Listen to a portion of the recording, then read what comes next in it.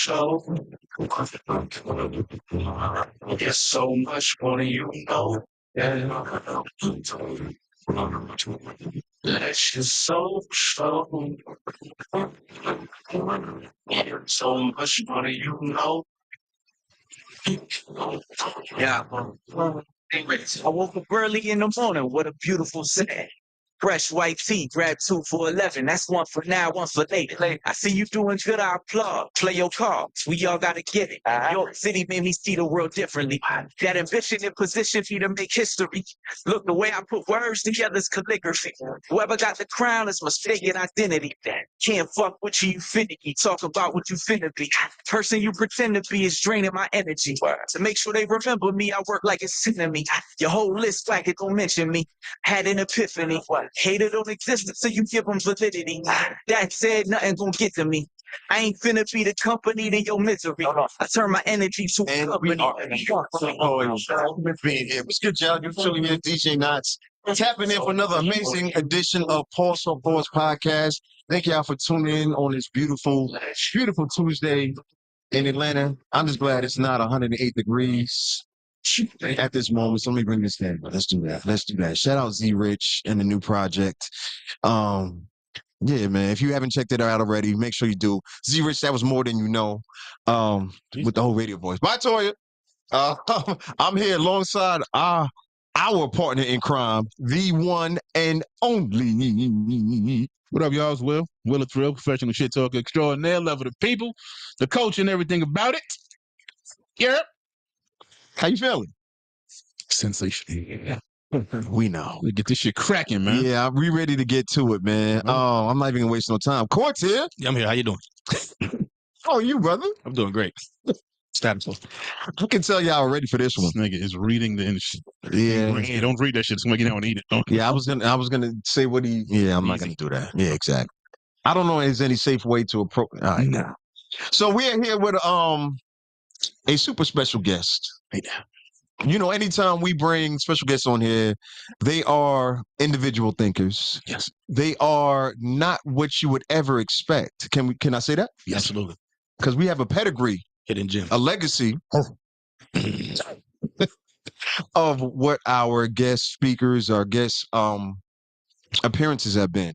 And this brother is no different. So I've known this brother for at least 20 years now. Old ass niggas. Man. Yeah. In a minute.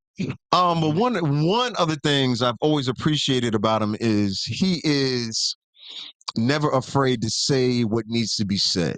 Oh, he on the cancel bus. Get it? No, not on it. He driving him. The thing about it is, though, he always, whatever argument or side that he falls on, he always backs it up. And I've always respected that.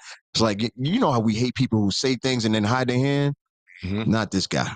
He's one of the most talented DJs and personalities in the whole entire Southeast. Not just Atlanta, but the whole entire Southeast. He was on, or not was, but he's still on the forefront of moving culture forward when it comes to the music, when it comes to Amapiano, when it comes to real hip hop. And I'm not talking about just backpack hip hop. I'm talking about actual understanding hip hop or what it matters. And more than that, he's an amazing father. He's amazing contributant to the culture.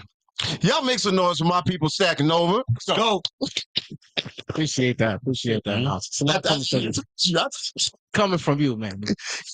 From one legend to another. Come on, bro. Listen, I appreciate that. And that's why I was like, yo, let me handle introduction.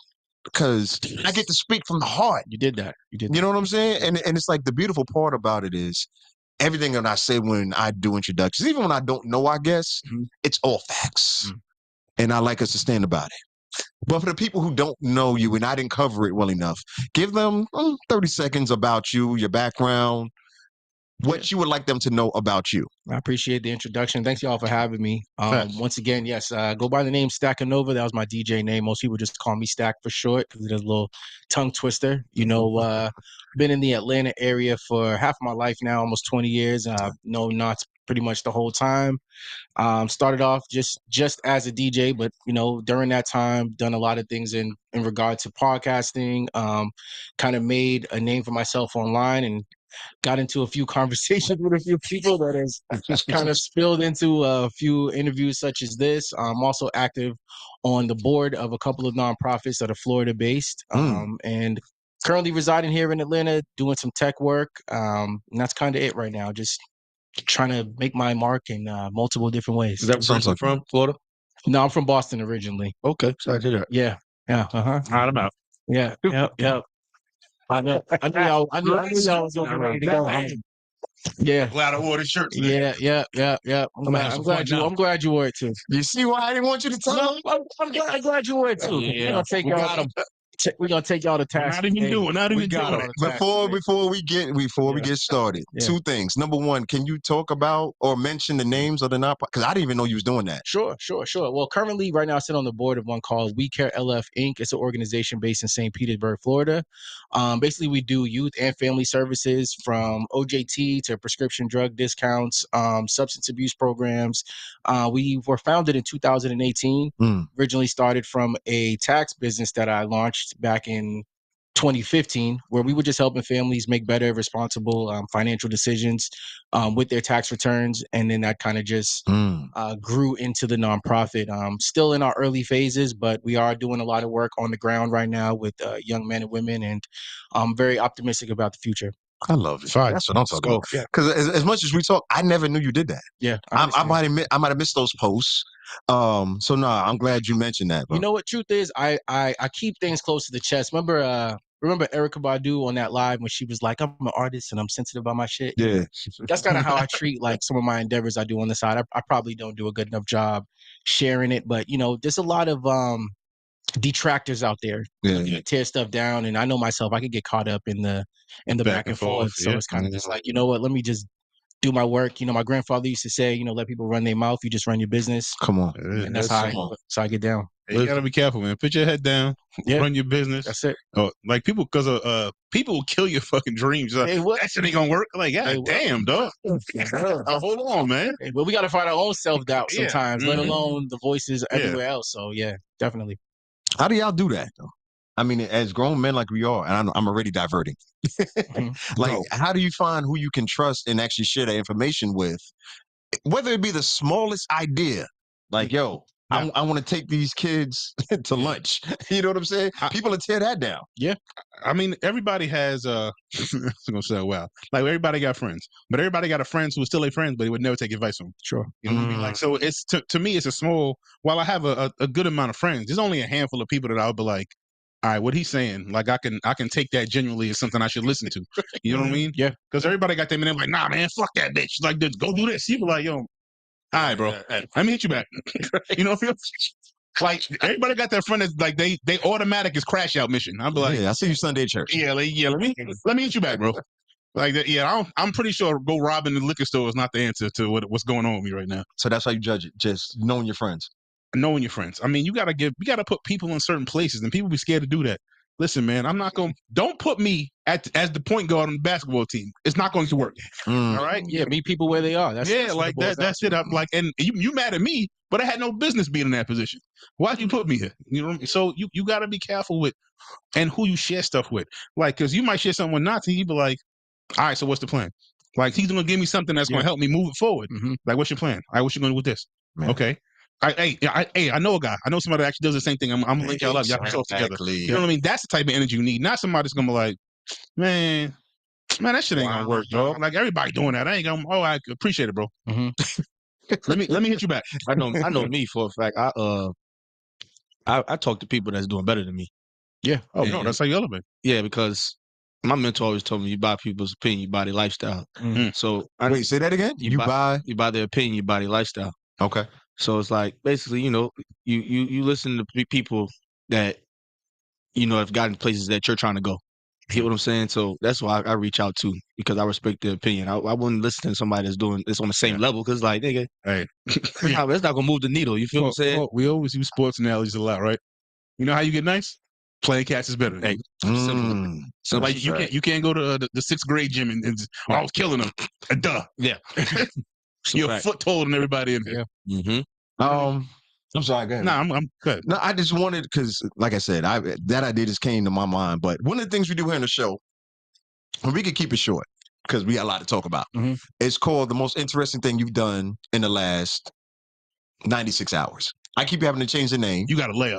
because because normally they be all cool and collected, like I ain't do nothing, and I be out working, so I talk about everything that happened. So it doesn't have to be anything substantial, or it could be some things amazing. Mm-hmm. So what we do is you just take a moment and talk about the most interesting thing that happened to us in the last 96 hours. Yeah, it used to be the last weekend, but they were like, nah, I ain't do nothing all weekend. Homework. So I saw just come on, bro. It's been 3 years. Like, you know how this goes.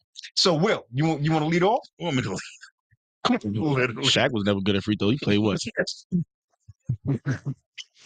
Most interesting that's happened to you in the last 90 hours. Every time you say this, I got to just think back to the whole weekend and start going through the Rolodex. Like, what did I do this weekend? Right. It's crazy. Pick something. We got things there too. Come on. So, it was my aunt's birthday. Happy birthday, Aunt Chris. Hey. So we took her out for took her out for dinner. And it's just wild. Like I said, as my kids get older, just watching how they interact with other people. And I always put like not pressure, but I always, when we go out to eat, yo, I'm not ordering for you. Mm-hmm. But I've been doing that since they was little kids. Like, yo, I'm ordering for you. Speak. Right. Like, it's okay. Interact with other people. Yeah. Mm-hmm. You know what I mean? So just watching them, like, thank God, because I hate weird kids. I ain't gonna lie. Oh man, little kids hate weird kids. Kids in general are weird. But the only way to get them out of that is to practice. Listen, man, you're not gonna get better without practicing, bro. You can't get better at public speaking without fucking public speaking. You got to do it. You know what I mean? And especially kids nowadays, because they were all raised with the phone. It was all raised on a laptop, on a tablet. Like, that's what they were raised. Like, that's it. That's all they know. Right. Like, I'm from a different era. Like, we played outside. Yeah, like, I know they made it seem like you were strangling them. Yeah. Like, why? Yo, my son goes, yo, you had video games when you was? I was like, yo, fam. You know he did, son. I was like, yo, you gotta ease up. I did it though. Yeah, I gotta ease up. Like, y'all color TV? I was like, yo, handball. Color TV. Oh my yeah, handball. Yeah, dirty dog. Yeah, that's it. Like, we were just outside playing with a wheel and a stick. Like that. That's what we had. The slinky down the staircase. A stick ball in the out front. Like, no, man, we had all of that stuff, bro. But going outside was iller. But anyway, I'd like to give them an opportunity to speak, like, especially in public, because I mean that might seem like something small, but I'm telling you, man, like, we got to get our kids to just be more interactive with people in general, because they're not going to get it anywhere else. Facts. Like, nobody talks. Everybody texts everything. I don't even know if they know words half of the time, because everything being an acronym. I'm like, acronyms, emojis. Yeah, like, what the fuck does this even mean? What is unicorn and fucking horseshoe? What does that mean? Like, they send shit out like, oh shit. What does that mean? Do you know? Nothing. I just made that one up. I'm just saying, like, I was curious. I was like, dang, I missed that. Yo, this just be something random, and I'll be like, what? Now let me ask you though. You ever like search the web and be like, yo, let me see what's hit, and try to hit them with it. Oh yeah, Urban Dictionary. No, I won't do that. No, they might say something to me, and I'll be like, nah, that's no way. That's a real thing. I'll be like, oh shit, yeah, all right. So you'll peep no lingo and be like, let me just see if they'll catch it. I can get this. Yo, the funniest part is, like, I'll catch it, but it'll just be so retarded. I'm like, that's what y'all saying now? That's it? Okay. Cause I ain't gonna lie, I tried the twin shit with my sister, and it was awful. It came out terrible. She looked at me like, call that tape. Yeah, I'm not that nigga, bro. I'm just trying, bro. I'm trying my best. I'm like, twin? She like, nah. All right, bro. I get it. Yeah, he's up. Yeah, right. It was wild when the twin rejects the twinship. Like, yo, get out. I never again. Shima Tumbo. This be me, bro. You had to accept it. That's dope. But yeah, that was my weekend, man. Hanging out with the kids. Oh man, Court, what's up with you, man? Basketball. You know, I'm in the groove. Yeah. Okay. Can we mention the team name? Are you in contract negotiations? Where we at with it? I always put like since I'm not it's not that important my shit, but I'm gonna just use a perspective to entertain. So basically, what I'm going through right now is I'm having to like humble myself because I'm playing in a totally different role. Mm-hmm. Like, because now what I'm doing is I'm trying to get my name. You feel me? And I'm trying to play on these different teams in these leagues that matter. Yeah. You feel me? So I can get my name through out here for real. So I jumped on the squad, man. They pretty established. You get what I'm saying? These cats that's been playing 10 plus years together, so it's politics. You get what I'm saying? So I'm like, all right, cool. I'm humbled down. I'm coming off the bench, but I'm playing a totally different role, bro. So it's just, you know, I'm kind of like I was talking to my man. I'm like, yo, I'm playing like a Kyrie role. You feel what I'm saying? Like I'm having to like find ways to be effective without playing my normal game. You get what I'm saying? And it's almost just like in life. You feel me? Like you may get put in uncomfortable positions, but you still got to find a way to be effective. You feel me? So, and I ain't gonna lie, old head I was just chopping it up with him this weekend. He put some wisdom on me. He was just like, yo, bro. He was like, you play basketball how you live your life, like how your life is going. It's how you play on the court. You get what I'm saying? Yeah. So if you like find ways to be effective. No, keep going. So if you like going through life in a panic, you're out of balance, your emotions is up and down positions, but you're going to play erratic on the court. It's going to come out on the court. You get what I'm saying? So it's almost like your swagger is parallel to what your life got going on. So now I just been kind of like been making sure that shit aligns. You get what I'm saying? That's a fact. Yeah. So it's dope. How you feel about it? It's a process. Hey, man. How long before you take over, bro? Because I know you. I'm just, you know, I appreciate it, bro, because it's like, damn, I don't know if I need this shit or not, but it's like, because my ego is already wide open, bro, and I feel like I do need this because I got to work harder, bro. It's like, it's, I like it. You feel me? Because now it's making me go harder, bro. So let me get Stack. Let me get you in trouble real quick. How many people do you think you're better than? Whose position can you take on starting five right now? Let me just put it like this. It done been a couple niggas, like coaches, that done caught me after the game, like, yo, I'm gonna get your number. I bet. There's no way. Yeah, bro, this is why I was joking earlier with Stack about court, and I was like, I've seen him play, and I've seen a lot of semi-pro ball players play, and some of them are nice. Like, I be around. This guy? You got it? Listen, definitely G League material.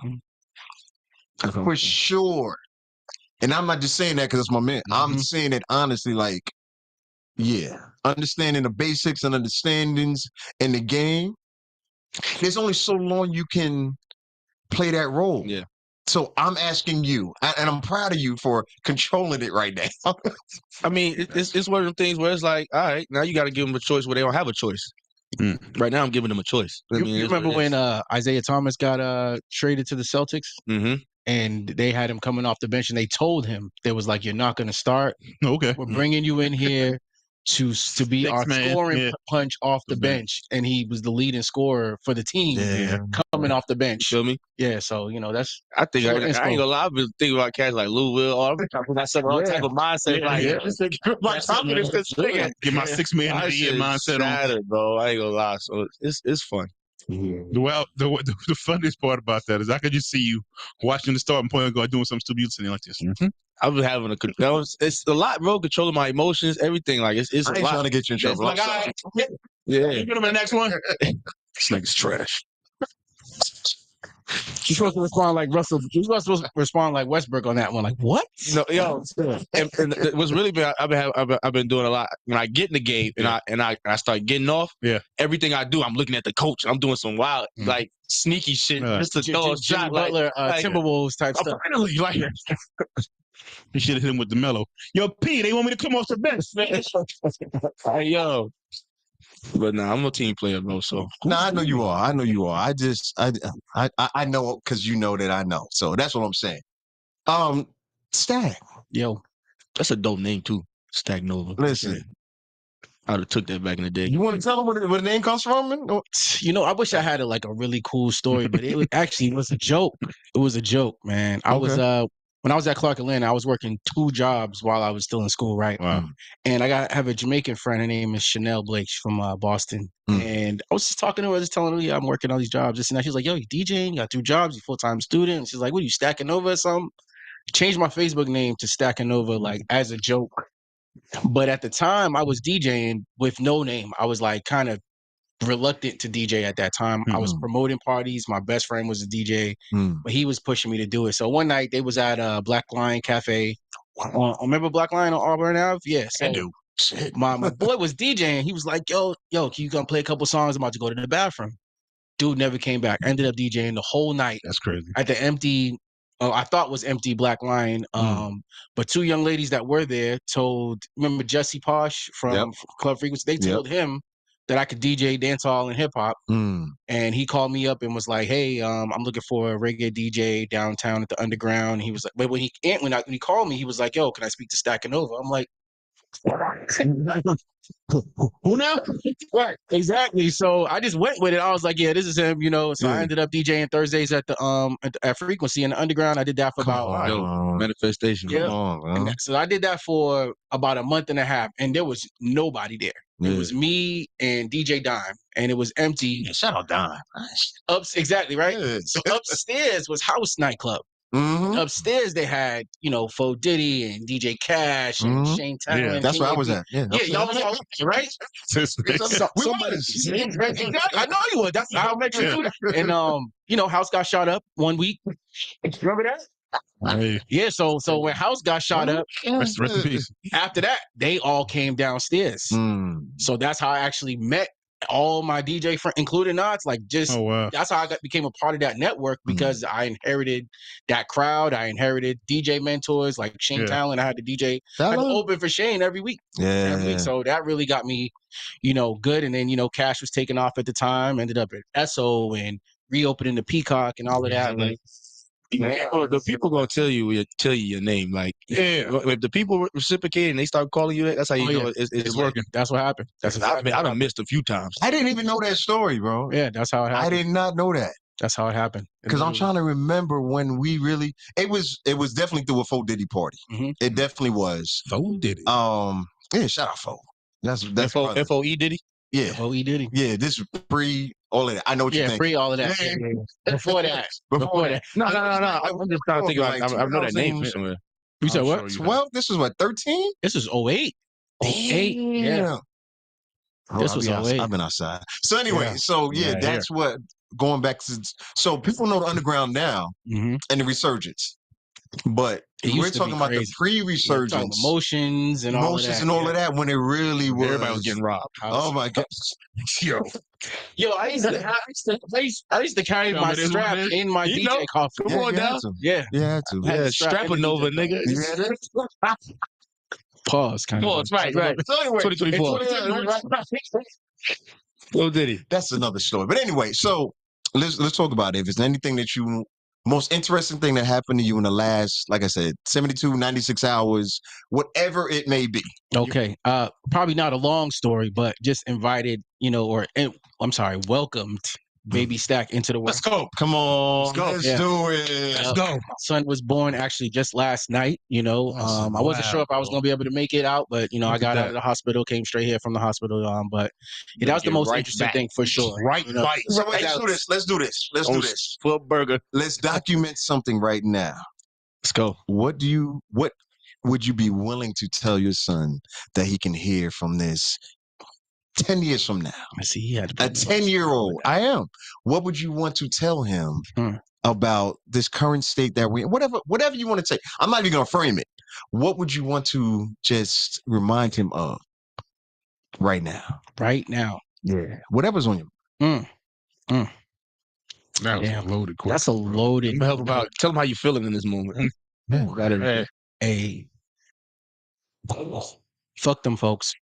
Come on. Fuck them folks, man. I'm sorry. I know you're only 10, but if I'm not here and you're going to have to listen to this for the rest of your life, fuck them folks. Fuck what they say. Fuck what they tell you got to do, how you got to do it. If you know you on the right track, don't let nobody distract you. Don't let anybody push you off, because nowadays how I'm feeling and how I'm seeing things is like we can't think for ourselves. We can't speak for ourselves these days. We got all the odds against us as brothers. Like, just saying, you know, fuck them folks, man. That's beautiful. I say, and I know that sounds short, but no, that's beautiful. Yo, fuck them. He's going to school Monday. Wow. Still, folks, man. But you know, I always been that kid though. When I was in school, I had teachers be like, "Oh, Marquise is such a problem." You know what I mean? And I'm sorry, now y'all know my real name. But anyway, that's what my teachers used to say about me. But they all knew too at the same time, like, okay, this is a bright young man. This classroom is probably not the place for him, right? But if I didn't have that fuck them folks mentality, I would have just shrunk and just stayed in that box. But, it's like, yeah, he probably got suspended like 4 or 5 times, but, he does start on the basketball team and he does write for the school paper and he did speak at the graduation and he's friends with everybody. Come on. And he's Doing dropping something all the right. teachers. Yeah. Like, so it's just, when you're too big for the room, sometimes people get intimidated and that could even be teachers. I remember it's interesting, 1st grade, 2nd grade, 3rd grade, I had white teachers, nothing against white people, right? But I had white female teachers and I got in so much trouble. And then 4th grade, I went to this school called the Benjamin Banneker Charter School. It was a STEM charter school that opened in North Cambridge, like right Outside of Boston. right down the street from Harvard University, right? Oh, shit. Okay. So they opened this school up, 4th grade, and we had Black principal, all Black teachers, mostly Black student body. And like I flourished at that school, but prior to that, it was like, oh, he's got all these behavioral problems, this and that. And we need to send him to alternative school. Give him some But meds. it was my mother though that was like, yo, fuck them folks. Like both of my parents, like fuck them folks, man. We know Marquise is smart. We know he's well spoken. We know that he gets along well with people. Like if he's getting in a fight, that's because he stands up for himself and he got a big brother and big sister that's picking on him all the time. So I think the biggest lie they asked too, so hey, you know what I'm saying? But fuck them folks. What you saying though? No, I was saying I think the biggest lie that parents tell their kids is that this is all going to follow you. Like, bro, What do you mean? What you mean by that? Not one suspension, ISS, detention that I had in high school, okay, middle so school, elementary killed me.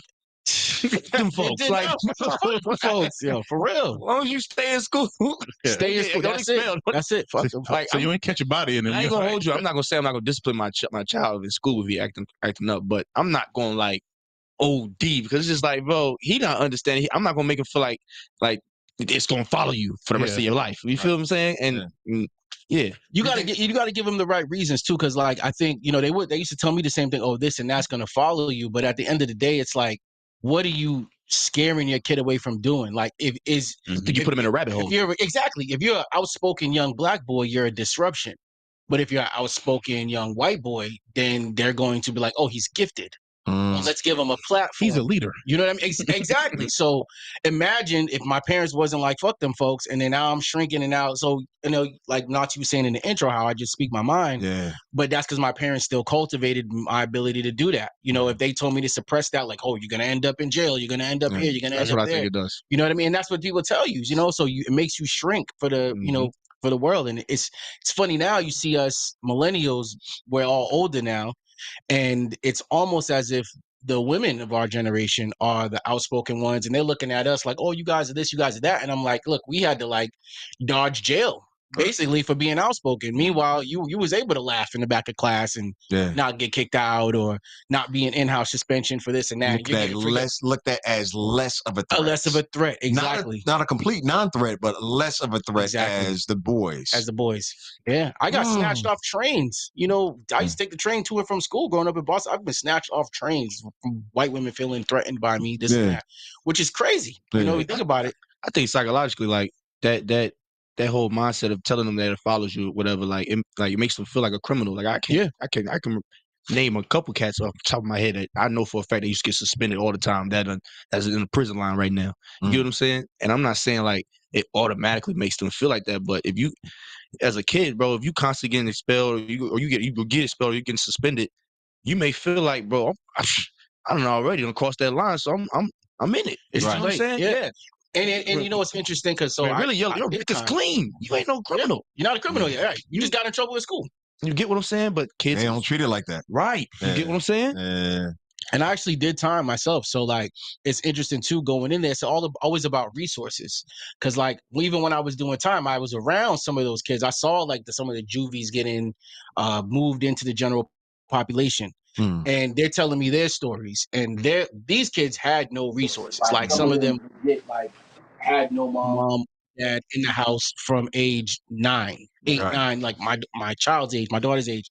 And I'm like, damn, like the odds were stacked up against you. At least I had something to come back to. I had my parents, I had a support system and family. So it was like for me, coming out of that was it was like, okay, I made a dumb decision. I'm just paying my dues. I'm gonna get out of this and I'm gonna bounce right back. I'm gonna be DJing in Atlanta. I'm about to open up some new businesses, this, that, blah, blah, blah. But these dudes, it's like, look, man, I've been in and out of in-house suspension. Then I went to alternative schools. I went to the boys' home. Then I was, they can't think no further now. Now they like, that's shit. the reality. Yeah, I'm already but not they're not. person. But they're not. It's not that they're not intelligent though. These are some of the most intelligent but like people I said, it puts them in a rabbit hole mentally. Yeah. You get what I'm saying? It doesn't allow them to think outside the box. You get what I'm saying? Yeah. So let me ask this. We'll give them hope. Knowing that, right, and we know what the other side of that is. Yeah. How can we move, or what would y'all recommend, being from the other side of it and having to fight through that? Mhm. What would y'all recommend to people who are trying to basically get y'all vote, who want to, no, seriously, and it's deeper than just getting a vote, but say they want to truly support, what would that actually look like to say, yo, you support black men and women, brown men and women who are trying to get back into society? Because that was one of the main conversations I've had offline. Like re-entry, you talking about? Yeah, I'm basically talking about re-entry. Yeah. What would your ideas be? It's funny. Re-entry's been a conversation at some of my board meetings recently, last year. I would say this when it comes to re-entry. I think that we need to be very careful about who's in front of these young men. And I think like spaces like this here is more beneficial than having, I'm not going to say like licensed therapists and this and that, but if it's young men, I think they need to be around older men that are good examples. And that's why, at least when it comes to politics, I've kind of been shying away from the liberal side because I've noticed they put the wrong people in front of you. They don't put, it's like you was talking about sharing your ideas earlier, right? Yeah. And what I was thinking in my mind was it's kind of like soil. Like, are you going to put your seed on concrete and expect it to grow? Or are you going to put it on like some good soil to grow something? Right. And I feel like with young men that are going through something or have been through something, it's better for them to be around an older man who's been through that too, or at least can help them subvert that. But a lot of times they're putting you in front of some shrink, or some sister that got like 80 degrees or whatever. She's looking down on you. She probably looks, I'm sorry to call her a shrink. No, I was at his boss lingo. Yeah, I know. Right. But like a licensed mental health professional, they put them in front of you and like a lot, and I'm nothing against my sisters, but a lot of them, they get all these degrees and they look down on the men their age, let alone a young man who's already been through some stuff. You know what I'm saying? So they don't have the same empathy that I feel like an older man would have. So from my experience of just even talking to those young men while I was locked up right beside them, I feel like I was getting through much, much easier than even the counselors that they was putting in front of them. The counselors like, hey man, just keep yourself out of trouble so you don't end up back in here. And they're looking to keep their re-entry and recidivism stats a certain way so that they can get more votes, Get more money. Exactly. It's not really about like, hey, what is this kid good at doing? Let me put him in a position to thrive from that. Like, like I talked about the Benjamin Banneker Charter School. Yeah, I was a talkative young man, but then they brought in a media literacy program. So now you're looking at in 1999, I'm using iMovie and editing my own basketball clips and filming and, our school, the run for president, class president, writing for the paper. Like I did our digital video yearbook. They're like, okay, put him in communications. Like the kid can talk. Like, I'm looking at it that way. Or even with weed, like, I went to prison for selling weed, right? But I'm an entrepreneur, right? There's a lot of young men. It's not necessarily that they're just addicted to breaking rules or selling drugs, but that's their only opportunity for entrepreneurship where they are right now. Right. Or that's their, that might be the only option they see for getting themselves out of their current situation. But it just takes for somebody that looks like them to talk to them. It's really about the spaces. Yeah, it's really about the spaces. I always say when I was younger, we've had this conversation on before, like when I'm certain people, whether they had good advice or not, I wasn't able to receive it from certain people. Sure. You know what I mean? I'm not going to take it for you because you have no idea. Like you don't know. Like you don't know what's going on where I live at, where I'm from, what's going on in my neighborhood. You have no idea. You ain't lived none of this. You know what I mean? That's why I said like receiving certain stuff, especially from people that look like you, that have already been through stuff. To me, those are the stories that hit the home to me. Those are the ones that used to make me pay attention because I'm like, okay. Like he already, ones that connect. Right? He already. Oh shit, he did time. Oh, he's from my neighborhood. Oh shit, He talking about the same stuff I'm talking about. Yeah. We listen to the same music. All right, what he got to say? Exactly. You know That's what I why mean? Hip Hop Gives Back was such a big deal Come to on. me when you started that. And I was like, see, this is major. Even just the name Hip Hop Gives Back, because I mean, it takes too. You know, it's media. So now we got our young men. We all taking in the drug dealer story and this and that. Now we got our young women taking in this sex worker culture, whatever, with Sexy Red and all that. Yeah. You know what I'm saying? So yes, it's nice for hip hop to be able to give back, but also look at the support we get from these parties that won our votes. Yeah. They should be throwing money behind something like Hip Hop Gives Back, but instead they're inviting Glorilla to the White House. But whatever, we're not going to talk about that. That was something. We inviting. You know what I'm saying? They asking Cardi B and Sexy Red to comment on the Democratic nominee. We bringing Amber Rose to the fucking Republican National Convention. But we can't give Hip Hop Gives Back a $2 million grant though to do some more. He got his own transit We can't bus. do that. All right, no, let's transition it. No, that's. I ride the council bus too, bro. No, I love the conversation, and like I said, I knew where this was going to go already. But let's focus. Let's drill down a little bit more on where we're at right now when it comes to the political landscape. You know, Uncle Joe has dropped out. Damn, Joey. He unk now? Not my uncle, but he's somebody uncle. Joey be tripping. So how are we feeling as non-confirmational black men? Okay, so let me. We're not on nobody's side. Well, I'm trying to say that because we had the Win with Black Women conference call on Sunday, right? 40,000 black women were on the call. They raised, at my last count, $1.2 million for her campaign. Yep. Last night, they said, black men, it's your turn. Same hashtag, Win with Black Men. I was on the call, on and off, back and forth. Right? So at the height of the call that I saw, and I was on and off from 8 o'clock and 8 and 10 o'clock, right? I wasn't on there consistently, right? I saw about 25,000 people on the call, going by the numbers, right? From StreamYard. That's what they use. They should have used somebody else, but we'll leave that for another time. StreamYard, though. It does give you a lot of freedom. Yeah, StreamYard gives you a lot of freedom, but I think we could have used another black man's platform. Yeah, sure. Fan base, something like that. We can use fan base to do it. But anyway, let me stay focused. Shout out Isaac Hayes III. I think when that took place, and I saw at the last count, You look like Isaac Hayes. at the last, do I? I mean, shit. Don't you? Damn right. God, He's a bad man. Listen, I be telling people all the time, and I know I'm diverting. Tangent, go. I came up in the wrong. I came up in the wrong. Fam, 19 bro. 68 knots would have been wild militant. Listen. He would have been like. They say I'm militant now. I'm saying 1968 knots with a leather jacket and berets. He ain't playing with you niggas. No choice. My shades at me. There wasn't much to be happy about in the 60s, no one. So I might as well supper. Fight for it. How did it go though? How much? Sorry.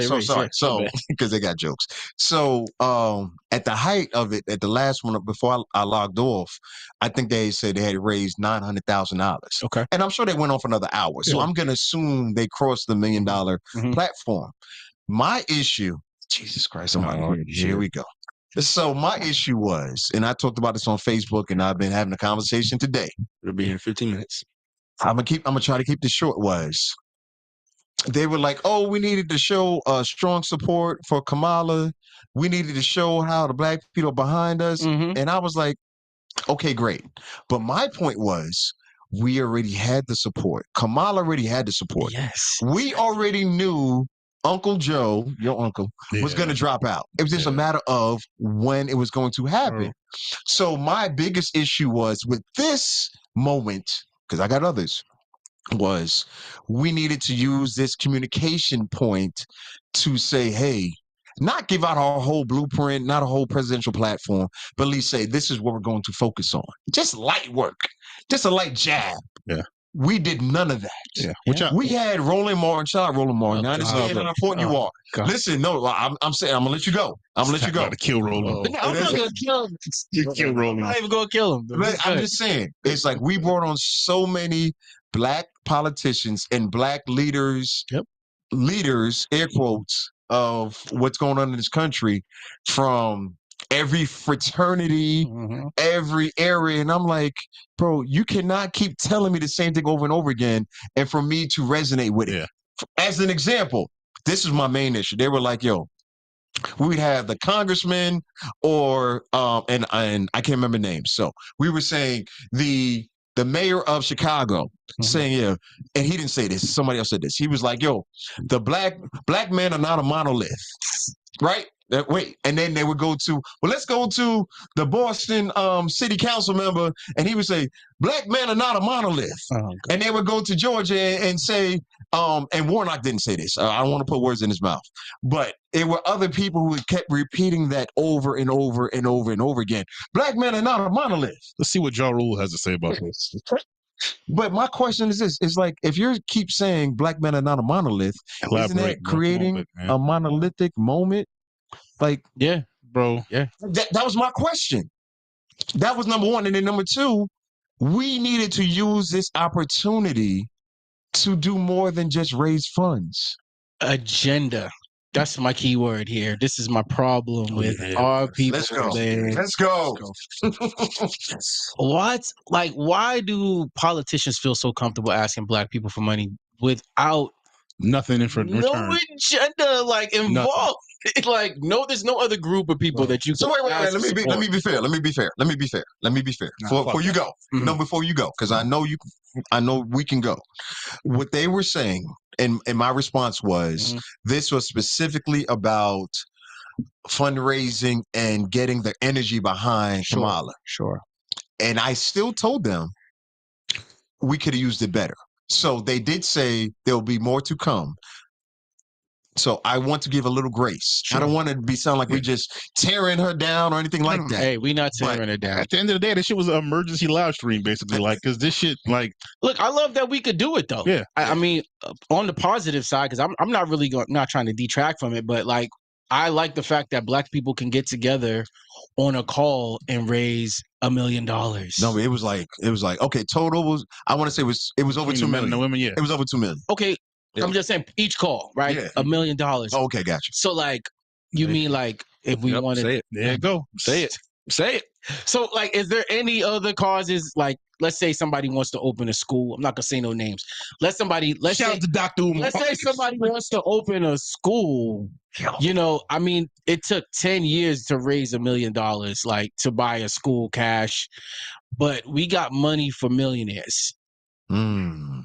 I don't know. I don't understand. I don't get it. I mean, it's funny because what kind of sparked me getting invited on here, I put up a post about Umar Yeah. on Facebook. All I said was, I look forward to the school opening. I think it'll have a great impact. That's all I said.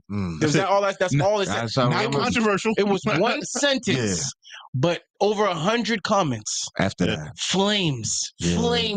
flames being thrown. And I'm like, tear each other y'all down, talking bro. about a Self-hate. school psychologist trying to open a school. It's really Self-hate. But we got $2 million for a prosecutor trying to be the president.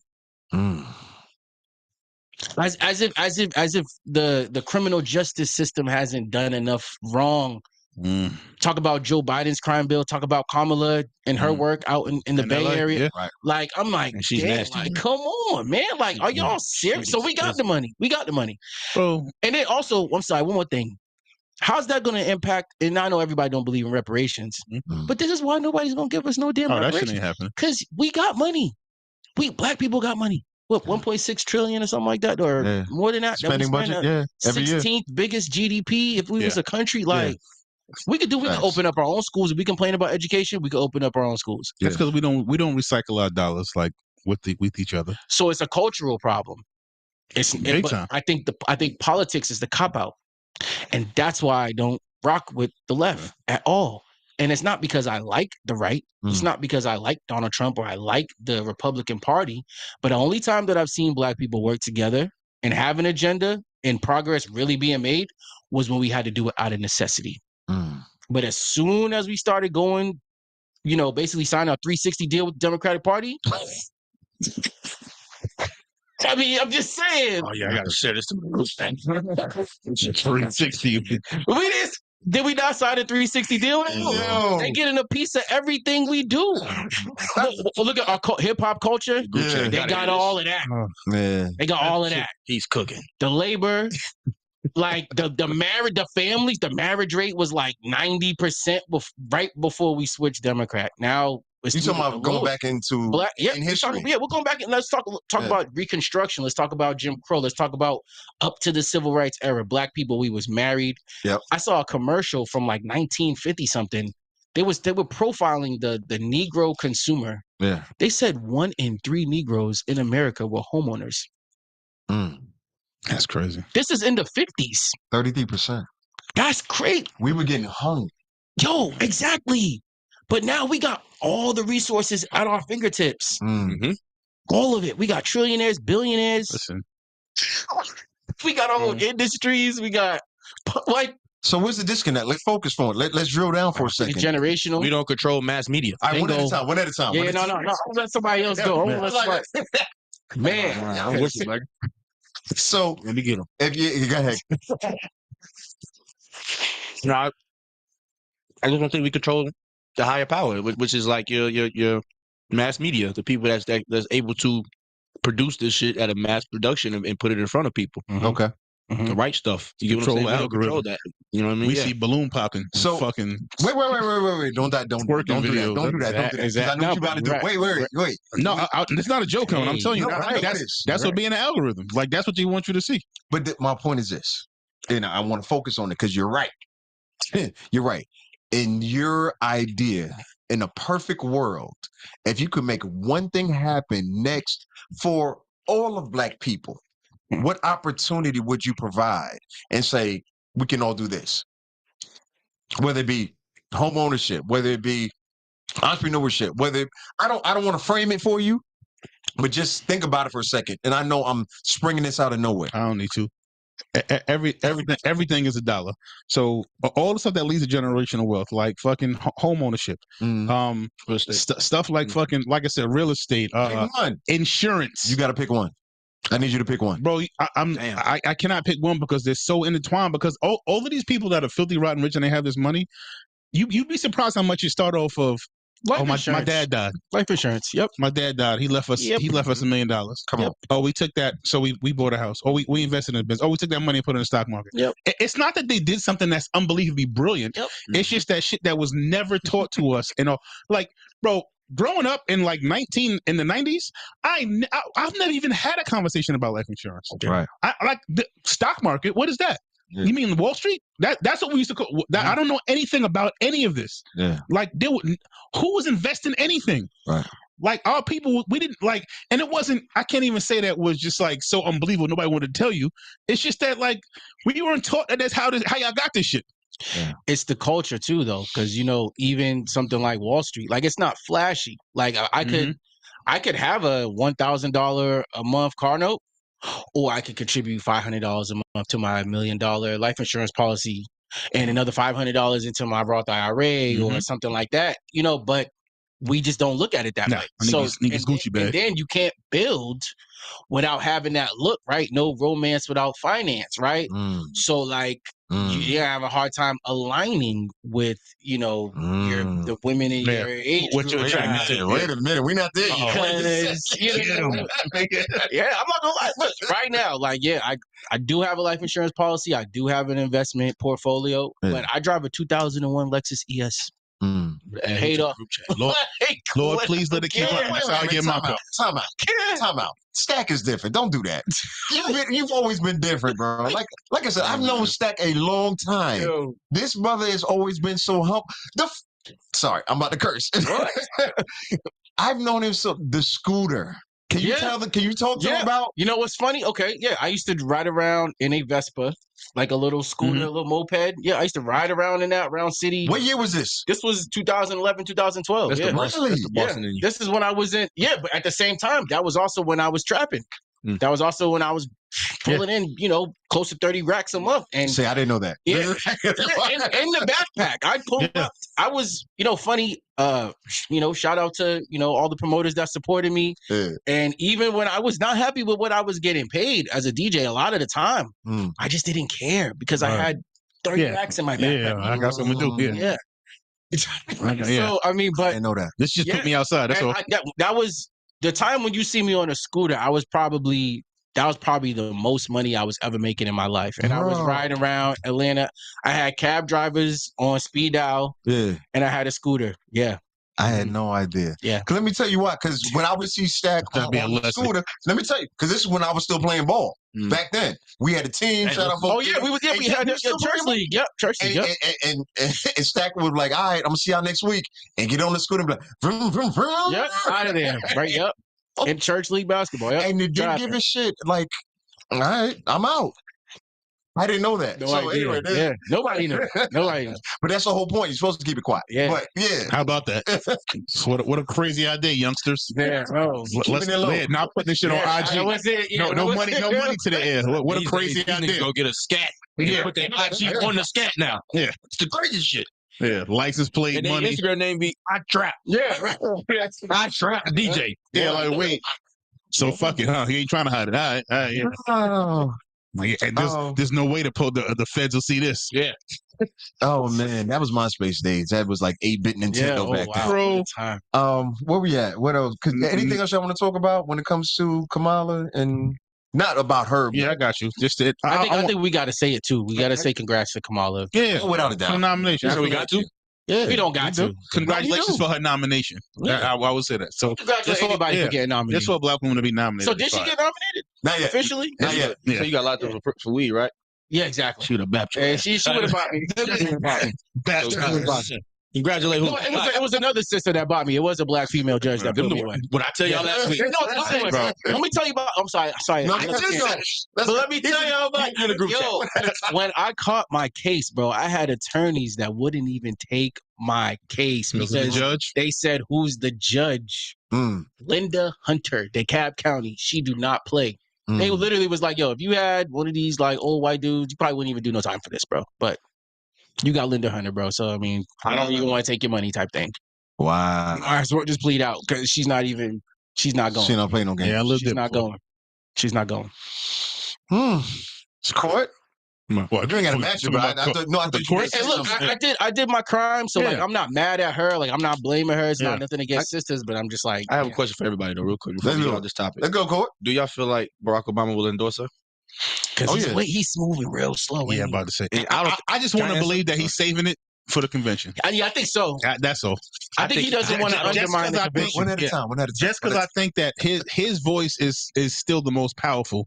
In our community by far. It's not close. Just in the country. Yeah, he like in the country that too. Yeah, in his party by far. Like it's just like grandpa now. Like when he talk, everybody. Hey man, EF Hutton, my nigga. Yeah, and he talk. Everybody listen.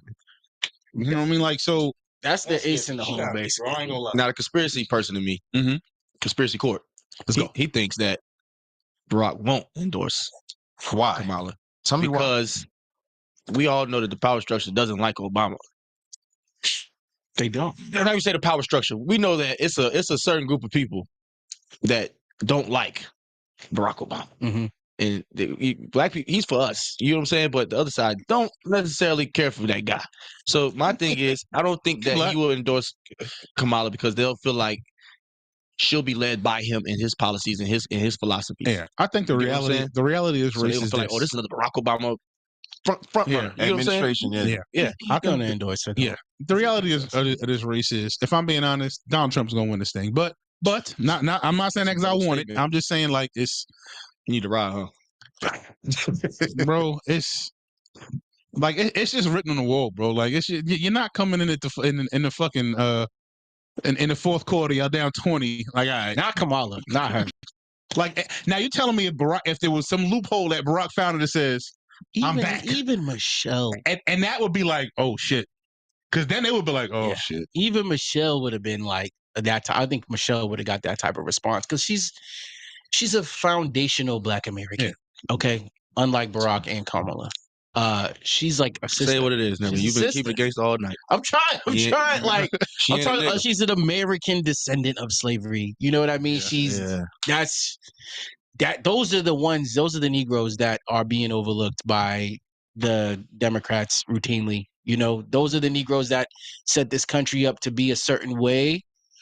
For the immigrants to want to come here. Those are the Negroes that set the country up a certain way for civil rights bills to be expanded to add people who are LGBTQ or people that have different religious backgrounds, things of that nature. All they did was expand the civil rights legislation that we foundational Black Americans did die for, essentially, and now it's everybody's. Yeah. So I think like someone like Michelle, I just got a feeling like her ancestors would probably creep in if she ever got some type of nomination. She might have to start keeping it a buck, because Kamala, I mean, she's sister-ish. Like What I name? what'd you say? Blackish. Blackish. You know, it's funny, yo. My boy E. Shout out to my boy E. Put a post on Facebook today. I just shared it. This dude. This is actually kind of funny. You know, we're gonna bring this to the hip hop tip. He said 2 months ago, the whole world turned on Drake and told us he not like us because he wasn't raised black. Just 2 months later, the same people telling me that Kamala is ... What Dr. Umar at, man? I told you, she got a white husband. And He was flaming her. Oh, that's good. One more thing for conspiracy court. Go. Now, we all remember how Biden sounded and looked and was moving at the debate, right? Right. Mhm. Did y'all hear how clear and fluent he sounded on that call when Kamala was up there doing her Probably pre-recorded. Yeah. Hey, when the spotlight ain't on, Yeah. When and it's not live, and you got 3 takes, it's different. 3. I was being generous. Being generous. That man sounded 40 years young. Dude, they probably it's caught him crazy. right after he had his own. Probably AI generated. Yeah, You know you can do that. Yeah, gave him some food. Definitely. He just had his warm milk, Definitely. so he's probably ready to roll. Yeah, I will say this. Not warm milk. I do disagree. I disagree with you. Okay.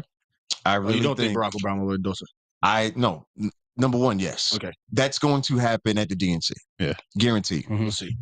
We ain't no will Oh, they see. say It's it's going coming. to It's happen. in Chicago this week. It's going to happen. No, it's in August. Conspiracy court. Oh, so It's August. in they August or save it. September. But the point of it is that's going to happen, number one. Number two, I really think Kamala has a very strong shot.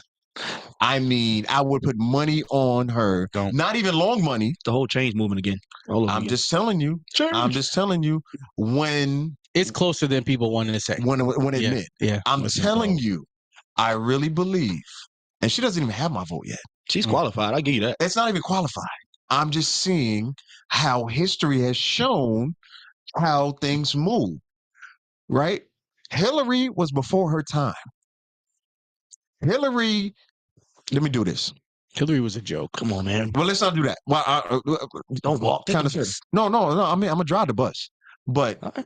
Bernie should have been in the spot that Bingo. Hillary was in. Bingo. Okay. Bernie probably would have beat Trump. Donald in the beginning. Would have. And then you would have had a Hillary as a VP, or who we have now running for president as a VP. Either way, you would have had an old white man leading into A woman. a black-ish woman. Yo, As black the is just next- crazy. Man, that's crazy. Is Is she that black? an insult? Is that an insult? It might be. I ain't gonna lie. Why is it an It's insult? not an insult. Hey, bro, if I called you blackish, that shit is not a. It's If not you a call compliment. yourself blackish, then we could call you Is blackish. she in the field or the She house? called herself black. No, I'm not talking about slavery. White. Don't do that. All right. I'll get back to that. But- That's Yeah. right. She said she's Asian, and Yeah. you know, All of that other shit. Is that not a definition of blackish? Jamaicans can be black, but I was Yes. surprised at some point in my life when I met Jamaicans, and this was in my 20s, Full Chinese. when she would say, "Hey, you know, I grew up in Jamaica. I didn't know I was black until I got to America." Wow. Come on. So I'm Unbelievable. assuming, and from what I've heard, and I'm not even confirmed, but her family in Jamaica, they do not consider themselves black. From what I've heard, they was. Never mind. I'm not. So gonna let's do it. double down. Let's Yeah. double down. Is Barack considered blackish? Yes, easily. Cap. Wow. Yeah, that be black. He ain't blackity black, but he black. Explain to me how. But that's why. That's What's why. his background? But that's why I say I could. Is Drake black? No, wait on. Let's say Yes. Barack. Let's not do that. because we don't give a shit about Drake. Nigga, daddy. At least Drake's daddy was a Negro. But Daddy no, was a so nigga. is Barack's dad See was that black, mustache? right? Barack's dad was His mom. I'm But no, sorry. his I was mom. just No, gonna no. say that. Barack's mom is Is white. white. So Barack's Dad. Barack's dad is a African. Kenyan man that met his mother in college, knocked her up, and moved back to Kenya. So it's still Barack black. was Gotcha, getting, bitch. hear me out. Barack was raised by his mother His and her grandmother. white parents. And then when he was like 7, then moved to Singapore because his mom married some general for the Singapore Army. He grew up in Singapore for like 9 years, Right. came back, lived in Hawaii. Like, that's not like us. It's not. That is true. But his dad is still Kenyan descent, Sure, right? sure. But okay. He got Hey, African in his blood, bro. hey, Okay. I'm gonna tell you why we can't do this, because I know mad niggas that's Jamaican and they family ain't seen Jamaica in 2 generations. No, it's different though. But no, hear me out. But they claim that shit to the death. I'm talking about will knife fight you about talking some shit about Jamaica. You ain't never seen Jamaica. You never been there. You never speak. You never even called nobody in Jamaica. Yeah. Like you don't know anything about that, but You you never called claiming it. So when I look at Barack, I'm like, how we going to say that? Take that same energy with your Caribbean island, everybody claiming, Yeah. but he can't be called. He ain't black. Hawaiian. We don't want to encourage the infighting between black people. So I'm good for the sake of that. I'm going to say Barack Obama and Kamala Harris are of African descent. Tell the white folks he ain't black. But when I talk about exactly, hey, there you Tell go. the white folks ain't black. Exactly. Hey nigga, get out. Yeah, exactly. I'm not black. Exactly. So we'll leave it there. But culturally, and just as far as what we identify with, upbringing, schools we went to, issues that we actually care about, the reasons we care about them, I don't align with them. They don't. Well, they survived slavery. Damn. They still black to me. That's all I was saying. That's the whole Hey, look, point. and I hear you. I did. I hear you. What happened? I hear you. I'm trying. My bad. I didn't mean to interrupt. Gotcha. No, it's good. I didn't know what you're talking about. Okay. But no, that was my whole point in asking that question, because, that's where we are really at with it. And that question's going to keep coming back up. So that's why I wanted to get y'all input on it. Because to me, Blackish is enough for me. Blackish is like the number 2. First of all, Blackish is number 2 greatest African-American comedy of all time. you don't want to be as black as me. Is Come it? on. So, hell yeah. I didn't even watch it. Oh, you got to watch Blackish. I'm Bro. not watching it. You got to watch Blackish. That's just funny. Black is it's good. I ain't gonna lie. Bro, it's Cosby Show and then it's Blackish. That's where I'm at with it. A Different World comes after good. Blackish. Martin comes Bel-Air after got Blackish. Bel-Air We can got- be running, huh? Bel-Air got Yo, Blackish beat. bugging. No, Fresh Prince of Bel-Air is not above Blackish. What we're talking No, about, Bel-Air. let You me talking break- about Bel Air, the what are you talking about? That's fine. That's even lower down. That's like they haven't done enough work yet. But the whole point of it is, and I'm gonna come back to that. Is Blackish My whole- still airing? Nah, so No, it's over. That's my whole point. Okay. They had a whole 9 seasons of the show, 8 or 9 seasons, something like that. When it comes to black families and the representation on mainstream America, To cover the spectrum. and covers the spectrum of what we are and what we do and what we accomplish, Blackish is number 2 behind Cosby Show. And I can even make a point why it may be over the Cosby Show. I'm not ready to do that yet, but I can make that argument. Okay. So just, if you haven't seen it, go back and I'll watch check the it out. seasons. Yeah, I'll check it out. Yeah, go back and watch the seasons and look at the topics they debated. Look I at saw the some topics good going back clips. and I will forth. say I did see some. Watch no, the show at all. bro. I don't watch. I'll be honest. I don't watch a lot of TV unless it's Okay. like sports. Yeah. That's just not my thing. Okay, I You know got what you. I mean? All right, that's fair. Still, nigga. oh Joke, shit. joke. Wait, what is it? I like movies. I'm a movie Yeah. guy. I like watching movies, Word. but He said Trump has filed a complaint with the Federal Election Committee accusing Kamala Harris of campaign finance fraud after moving $90 million of the. Yo, show me this shit, bro. All can you just finish it? I just want to hear it. right, let me read the whole thing. I'm sorry. And I'm going to tell you why. I'm not coming at you, but it says Trump has filed a complaint with the Federal Election Commission accusing Kamala Harris and the campaign finance fraud after moving $90 million of donations from Biden's campaign after he dropped out. That's not even how the rules work. This is what I'm talking about. When it comes to these laws, that is not how it works. So the Republicans, air quotes, are trying to find any way to keep Kamala Harris from running legally. or Before you get to the or, the laws say, from what I read, and it wasn't on the DNC website, it was on the White House website. From what I read today, as long as the person is on their ticket, like Kamala is, they're allowed to move the funds on to the next person. They're trying to use a loophole to say, when Joe was like, "Oh, I'm the Democratic nominee." Mhm. Last month. Yeah. They're trying to use that as a reason why, saying this is how they broke the law. So officially, the DNC hasn't happened yet. Correct. So nobody was the nominee. He was the presumptive nominee. Correct. But what all I will say about this, and I'm not here to say what's right or wrong, but I feel like the Dems have engaged in what's called lawfare in regard to Donald Trump. And I think that these lawsuits are not necessarily lawsuits that they think that they're going to win. Right. This is more of like hey, we're just going to just do it anyway because y'all We're gonna file it. Y'all did a bunch of lawsuits towards Trump, and everybody's well, he broke the law and this and that. I'm like, yo, all of y'all break the law. All of y'all. Yeah. It's an attention grab. Kamala was suppressing evidence to get dudes killed on death row. Yes, that did happen.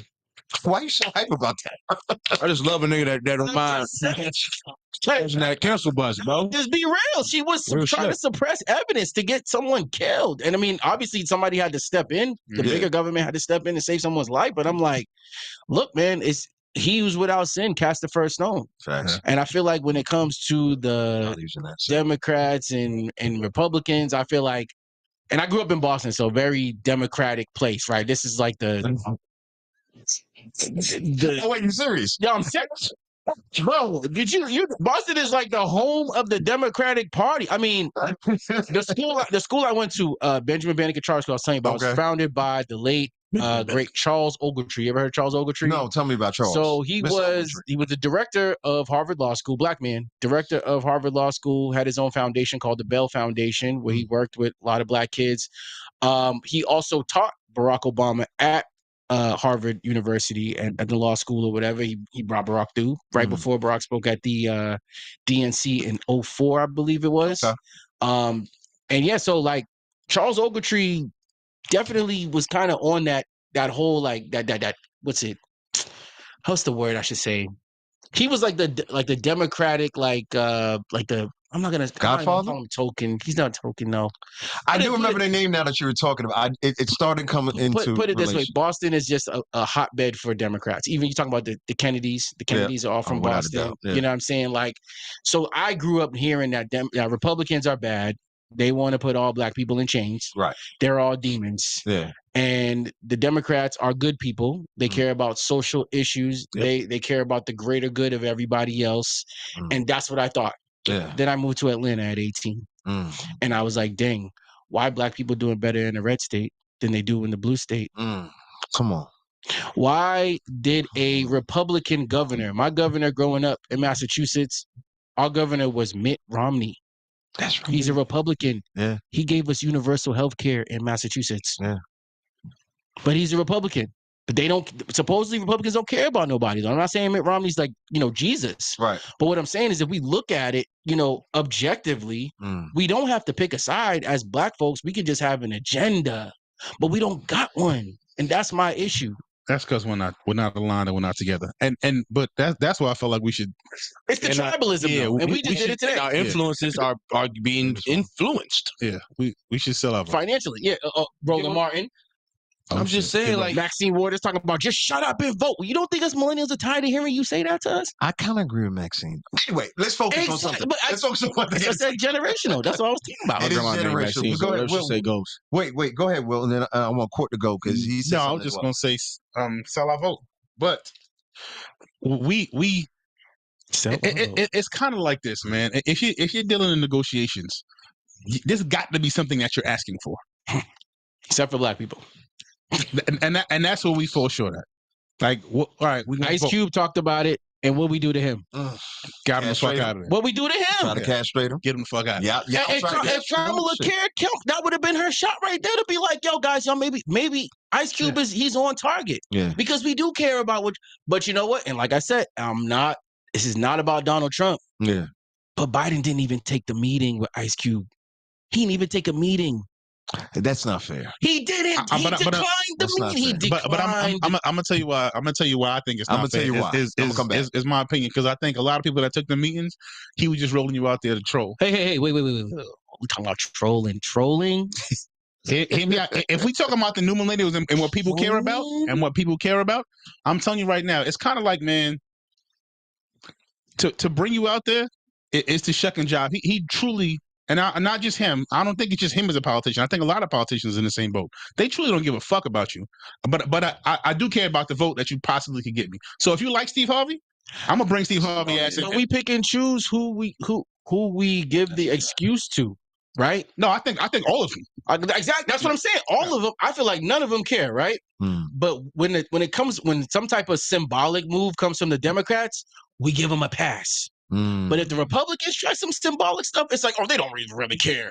But it's like I said, I'm from Boston. Like the net worth of the average black family in Boston is like less than $10. The net worth of the average black family in Boston is like 200 something K. Yeah. You know what I'm saying? Now you're talking about this blue city who's so inclusive and so this and so that. Black people don't do well. Boston Globe magazine's writing articles about anywhere I go in the world, I say I'm from Boston, like, oh, that place is so racist. I live in a red state right now in Atlanta, and people are like, oh, that's Black Hollywood. In a red state. Well, how is that? Because Atlanta's different, though. Okay. How is not? You know it's different. Name another blue. Chicago. Is that a blue city? Chicago is a blue, and black people ain't doing that great over there either. Parts of it, but Atlanta is different, bro. You can't handle the truth. Atlanta is different, bro. I agree. Atlanta is different, but my point is, if what these legislation, these politics is really meant for black folks, how come it doesn't work in any of these cities where it's blue? Why doesn't it work? Why aren't black people thriving in those cities? In those other cities. I'm taking that to the group chat. That's a good question. Why not? That's a good question. And I would love to, like, if they can answer that for me. It's not like I'm picking sides, but I'm just asking objective questions. And you get attacked for that too. Yeah, you get attacked for that all the time. Yeah, you're gonna get. And I'd be like, it's a good damn question. Like, help me understand. Help me understand. Like, why is it so bad? Like, why is home ownership so low in Boston, Massachusetts? Right. Why black people aren't managers in places? Like, if black women are complaining about healthcare and people not listening to them in healthcare and things of that nature, and then you got places, blue cities, where they prioritize healthcare.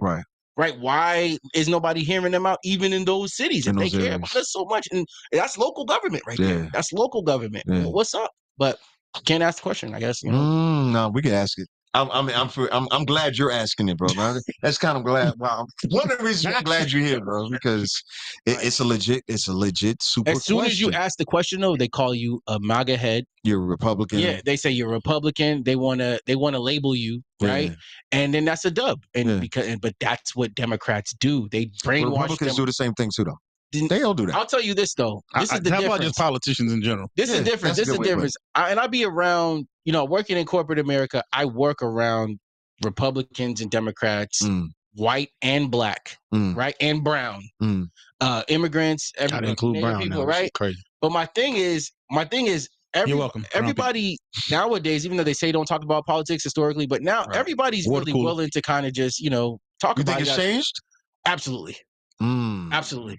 I think the only people that are still getting hyper emotional about it are the progressives and the liberals. Now, obviously, you do have the people that, the January 6th thing. Right. I'm not saying that there's not extremists on both sides. Okay. But according to, as black people, what our group think is that there's only one extreme side. Yeah. As if prioritizing, and nothing against LGBTQ and nothing against, women's reproductive rights, but why do black people always got to be the face of LGBTQ and reproductive rights, but our literacy rates suck? Like, why is that what black people got to be the face of? Why is that the legislation to garner the black vote? Like, oh yeah, gays, abortion, like, what about our literacy rates? What about access to capital? Why isn't that important? Like, but it just seems like they're just gonna keep doing it over and over again. They discourage critical thinking, right? Yeah. Where at least on the conservative side, they're encouraging it, and they're going to call you a crazy conspiracy theorist, this, that, and the other. But what happens with the conspiracy theorist thing, from my experience personally, being a Democrat growing up, when I started to really dig deep, thanks to my media literacy class, right, I went way down the rabbit hole. Watch Fox News every day. Wow. O'Reilly Factor. Jesus. Glenn Beck. Glad was you watching made it out. Jesus Christ. Infowars, Alex Shit is Jones. You watch Infowars? Oh, Lord. But see, Sunken place. but I wasn't watching it Where's my to. teacup? I wasn't watching it to like define myself or Right. nothing like that. Yeah. But I was watching it to get the other side of the other end of the spectrum because I felt like I was on one extreme side already Gotcha. growing up in Boston.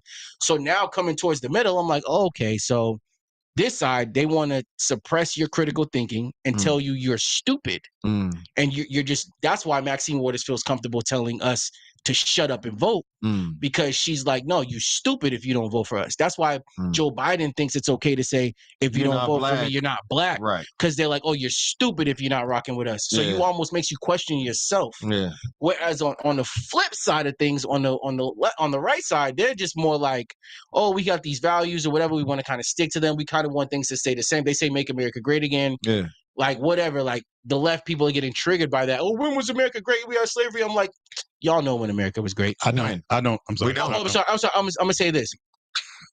If y'all don't know when America was great, that makes perfect sense as to why the immigrants are coming and taking your rights and your jobs, right? Because that's what's going on. They know it's great because where they're coming from, they're not enjoying the things that we're taking for granted because we can get high off junk food, I call it. We're getting high off of abortion and LGBTQ and DI and blah, blah, blah. These people are like, I'm just trying to eat. I'm trying to feed my family. You know what I'm saying? Like, so they're not worried about the junk food. So I'm like, that's what made America great. These people in Mexico and all these other places in Central South America live in a totally different lifestyle. I'm not hearing greatness. It's great. What I'm saying is great to them. If that's the case, if it's not so great, why are people coming here? Because it's better than what they're dealing with. I think better than and great is may not be the same thing. What country could you say is really great? No, let's focus on this country. We got to see this is the problem. I'm not saying America's great either. Let me interject for a second because it sounds like you are. It's greater. It does in some ways. Yeah, of course, because there's opportunity there. But when it comes to what we're talking about, when it says make America great again, for us as individuals who built this country for free, where at what point in time was America great? All right, so this is what I'll say. It's a slogan, first of all.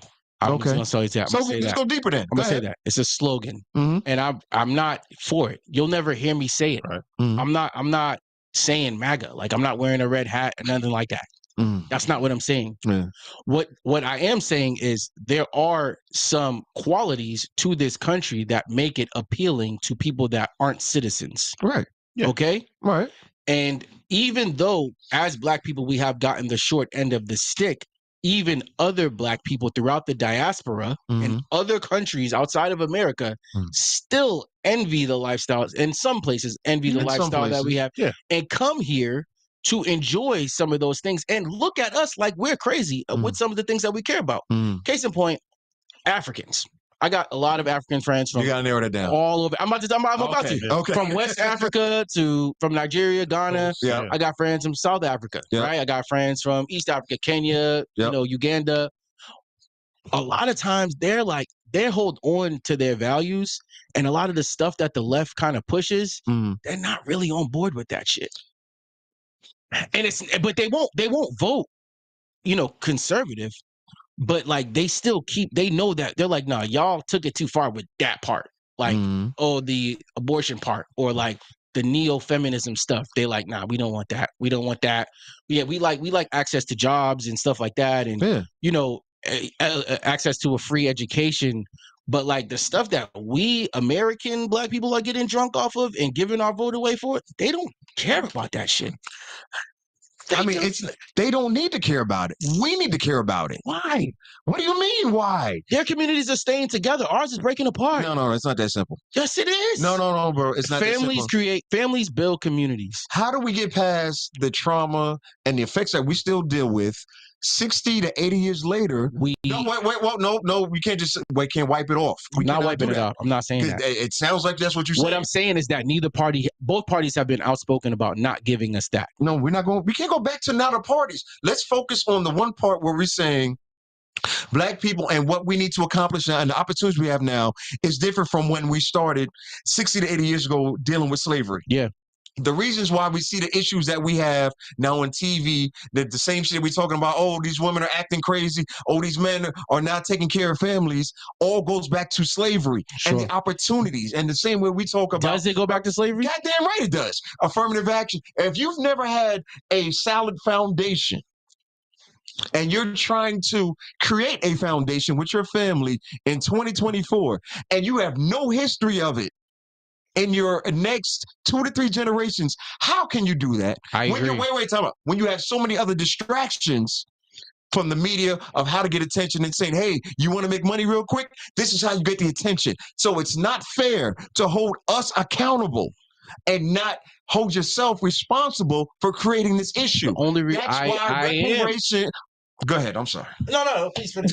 No, I want to hear that. This is why I say reparations is still a real thing. And that word becomes, wait, time out. It's triggering. Well, let me figure it's triggering because they've created the trigger. And it's like saying woke now. Who's they? They don't understand who that is. Yeah.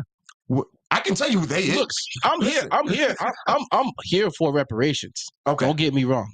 Yeah. And I totally understand what you mean with the post-traumatic slave syndrome. Yep. And how it has trickled down to now. But what I like to focus on is a time in history that they like to skip over in school, right? Mm-hmm. Reconstruction. Okay. Post-slavery, before civil rights. Right? What year are we talking about? Well, give me a range. Late 1800s, all the way up till about post-slavery. 1800s. Slavery ended what? 1965. Yeah. Okay, I'm saying late 1800s. So after 65. Listen, hear me out. So 1865.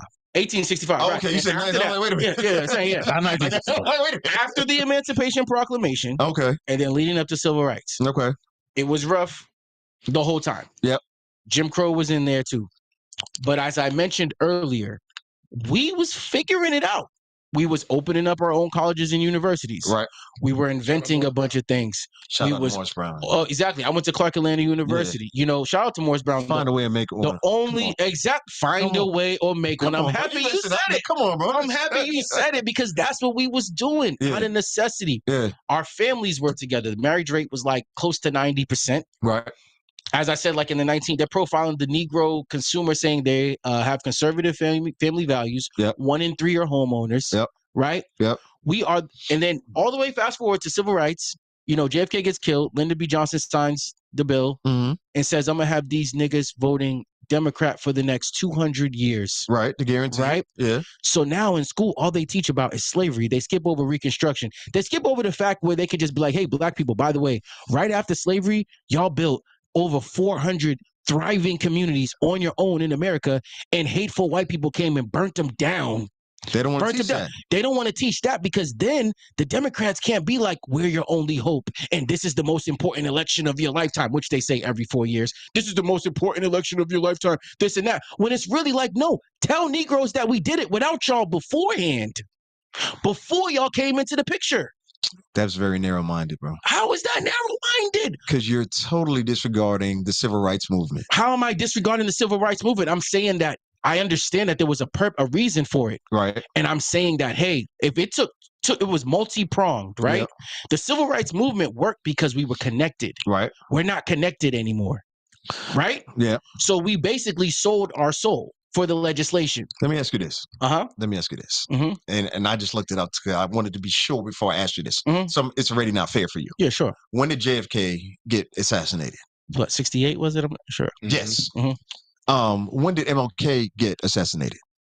I'm not sure. 62, 63? Oh, let me go back. God damn it. Maybe 64? Early 60s. Yeah.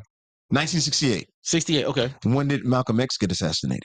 I'm not sure. Around the same time. 65, okay. And I didn't know I'm not trying to sure. I'm just saying I had to look it up. The time in the 60s when all of that was taking place, when it was an opportunity for us to grow as a community and connect. Yeah. All of these leaders who were about us and our growth and our individual growth were getting assassinated. Yeah, don't forget about, I agree with you. Medgar is there, everybody. Right. Yeah, don't forget about Black Panthers. Shout out McEvers, man. Yes. Yeah. I'm just using them 3 as Huey, clear. Huey, you're right. I didn't even bring up the Black Panthers. Yeah. So all of that was going on in the 60s, right? And we're still saying, yeah, we should have looked back to that time as to our opportunity for growth and prosperity. No. What I'm saying is, yes, those men were those people, those leaders were assassinated. Yeah. But what I'm saying is the spirit as a collective, we were making more progress. We had more wealth back then than we do now. I'm not saying it was a better time. But what I'm saying is if we could have maintained the value system of just being connected, having our own agenda that we were looking to ourselves to achieve, we would be voting differently. You think we would vote? What do you think we would vote? I don't want to put words in your mouth. I'm not trying to say what side we would vote with. I was about to say, I'm saying that it would come with an agenda. Yeah. We would get something in return. And they killed those gentlemen because of that, because there was a black agenda. There's no black agenda. Yeah. Like you had to go, you like these presidents used to have, you sat down with MLK. Exactly. You were like, all right, what we got to do? Yeah, you had. Like, what y'all want? I know that, and this is conspiracy. I know they call it, COINTELPRO, but it wasn't a conspiracy. COINTELPRO happened. That was real. Okay. They had the feminist rallies on the college campuses and recruited black women and then had them join the Black Panther Party and tell them and rat out where Huey was so they can go kill this man in cold blood. Yeah. And now you can't walk past a college-educated black woman that's not a neo-feminist. And a lot of times, whoa, it's like it's a landslide. Whoa, don't do that. Oh, whatever, bro. I'm just gonna keep it 100. I'm being 100. Hey, what are you talking about? Yeah, but what I'm saying is, I'm talking about right now. Yeah, millennials, bro. This feminism thing did a number on us. It did. Feminism did a number. Crime bill did a number on us. Crack did a number on us. We got to pick one. Why? We can't talk about all of it at the same time to be anything. I'm saying we had new problems. Yes. That basically pushed us into being disconnected. Okay. But connecting. And these new solutions are not going to solve those problems. But we have to connect and listen. I understand what you're saying to a certain extent. I'm saying if we're really going to talk about this for anything productive, especially on this show, we got to pick one and go deep from there. Okay. That's what I'm saying. Okay. So we can't just lump all that shit together. Can we go back to this? Can we go back to economics then? Let's do that. Let's just do economics. Shit. Okay. Deregulation is bad because, banks came in and they wilded out. That's why we had the bailout in 2008, right? Right. But deregulation also was great for black people when nobody was checking for us, essentially, right? Because it provided more opportunities. I see what you're saying. Exactly. Yeah. I think that red states have lesser regulations when it comes to running businesses. I've opened a restaurant in Massachusetts and I've run businesses here in Georgia. It's way easier to run a business in a red state than in a blue state. It's like 50-something signatures to buy a house in Massachusetts. It's like almost 100 signatures to buy a house in California. In Georgia, it's like 15, 16 signatures. You know what I'm saying?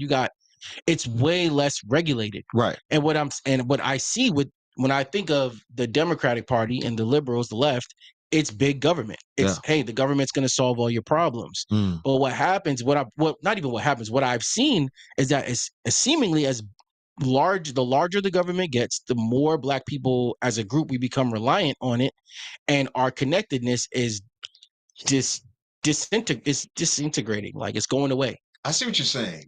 Like we have all this regulation because we want to stand, we vote on issues, right?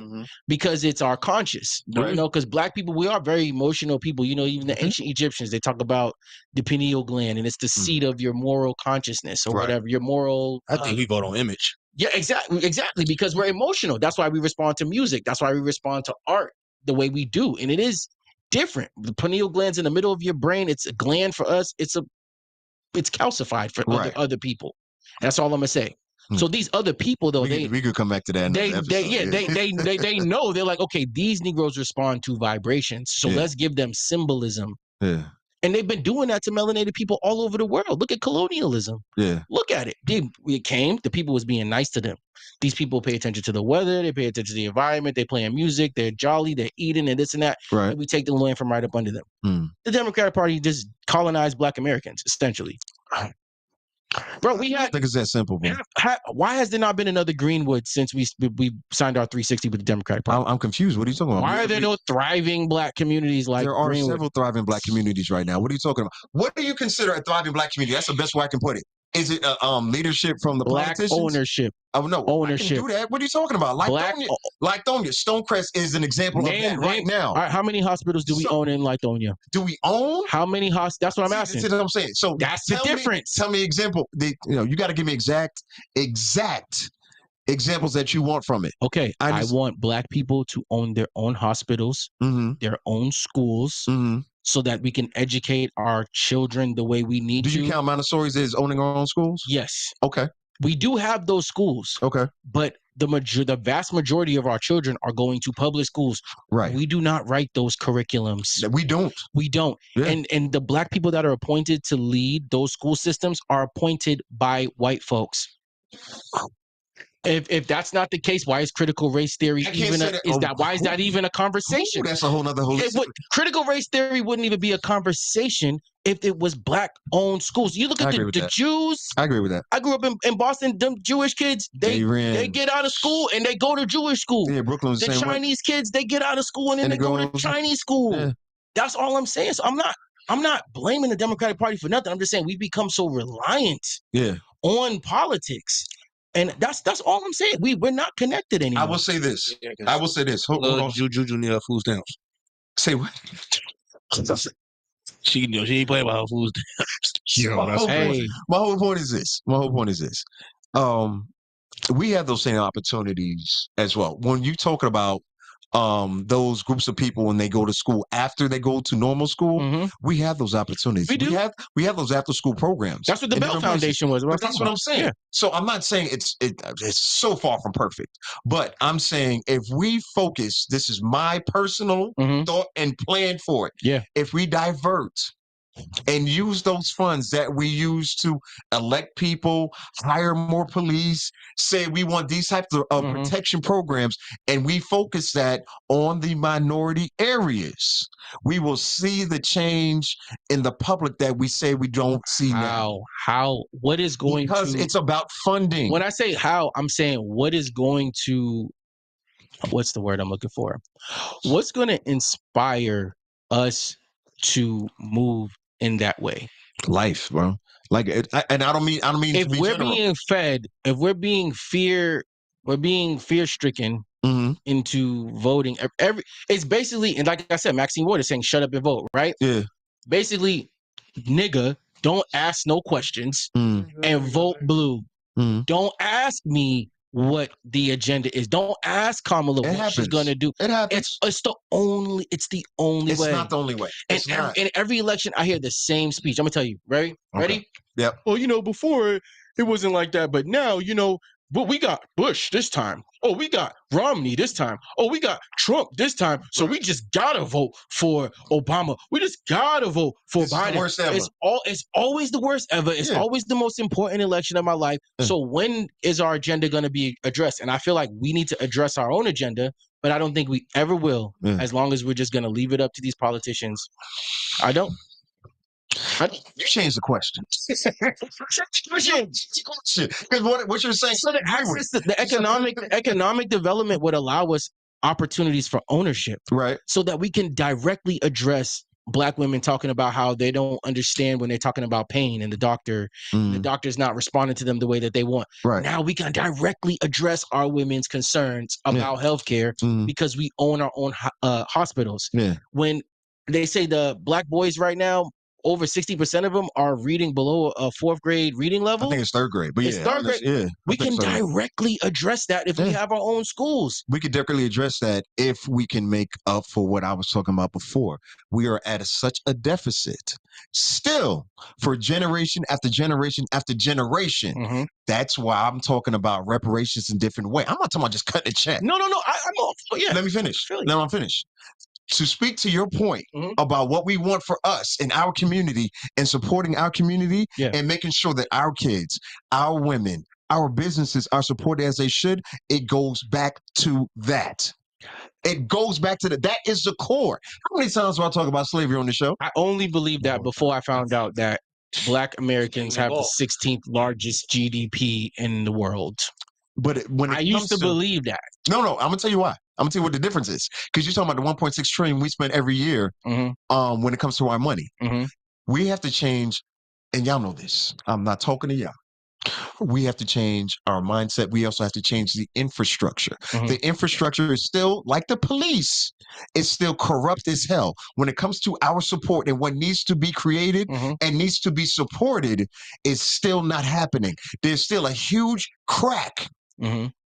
That is a problem. That's where the deficit happens. That's where the bottleneck happens. So until we address that, this is why we say, oh, this is why people end up voting for a Democrat or more black leaders and saying, oh, we're going to make a change when it comes to this. Mhm. We're going to make sure that for the next generation, this is what the support is going to be. Mhm. That's where the breakdown starts to happen. That's where the bottleneck starts to happen. So that's why when I question about, oh, what is Kamala going to do different? And they're treating Kamala like she's something new. No, she's a veteran in this game. So what do you think she's going to do something different? Oh, The things that the crack that you're talking about, No. do you think she's, this is questions I'm asking, bro. don't say, I don't know. This is Just questions I'm asking. You know. I don't know. She's I don't been know. vice president for 4 years. But vice presidency is more a look. It's like being co-host of a co-host of a co-host. All right, so what about before she became the vice president? What has she Let's focus done? on that. Let's focus on that. Very Do we nice. think? No. Let's focus on this part because if we start going back further, Okay. people will start bringing in other shit that may be valid, but it's not productive for the conversation. I understand. So let's stay focused on that. Okay. If you focus on what we think she is actually possible and capable of doing, I'm telling you, I do not know. And this is what I ask people on the Democrat. You're assuming like I'm voting Democrat. No, I'm not assuming. I'm telling you honestly, these are the questions that I'm asking. What can we actually accomplish? So when I was complaining about the fundraising calls that happened, and I was saying that was a lost opportunity, Mhm. this is what I'm talking about. When you have people on the fence like myself Mhm. who are questioning this, what can truly change? Because the Democrats have had control of the House for the last 4 years, right? Yeah. You know why they don't care about the things that you care about? What's that? Because you're a black man. You're a straight black man. Uh-oh. You're cooked. All right. You're cooked Let's go. politically. How Politically, much time we got? according to the Root magazine or the Root, whatever, Yeah, website. straight black men are You're not the vote we looking for. we're the white men of black people. That is wild. That's what the Root said. There was a whole article about that. I just want to say I'm not a white man or anything. Yeah, Just- we are the conservative white man of the black community. That's on the root. All these brothers that you said got assassinated, rest in peace to all of them. I know. If they was alive right now, Yeah. they'd all get canceled. In one way or another. But hey, They was getting canceled back then. How you Yeah. think they literally was getting canceled? yeah, that's fair. Like, Thank God with no camera phones. No, he's talking about literally Yeah, I know. unalive, as they like to say now. yeah, like I mean, I hate to sound like a pessimist. I'm just saying maybe we need balance. Just like you get 8 years Democrats, 8 years Republicans. It seems like that seems to be the flow until recently. Yeah. Maybe for black folks, it's the same thing. Maybe we need to have a little bit of time where we can get some legislation passed for us that makes some change. And then a little bit of time where we got to kind of thug it out and figure it out on our own. Right. So that we can remember how important it is to stay connected. So we can remember what we have at our fingertips right now. I feel you. I do. That's all. We got to do part 2, bro, because we got to go. Because I feel No, like we got this off. is why. No, this is why. like- This is why I wanted you here, bro. This is literally why I wanted you here. But we do got to go. And we didn't even get to talk about the Celtics beating up on y'all. Oh man, y'all want to do that now? No, we can't do There it. we They, go. they don't want to do that. Yeah. We can talk about. Three New Yorkers in front of me, so like I Yeah. don't Wow, that's what we doing. Good That's what we job. Yeah, y'all doing. got that. That's what we doing. Hey, y'all had a nice run, man. At least y'all got basketball because football's tanked now. So y'all had an awesome run there. Maybe I could play catch up on football. Yes. 2 football teams, 3 football. We're teams. 2-0, bro. Don't do that. The Giants are 2-0. Thank you. Okay, That's ready. what- Okay, stop okay. right there. So let me ask you a question. Go. Would you rather be?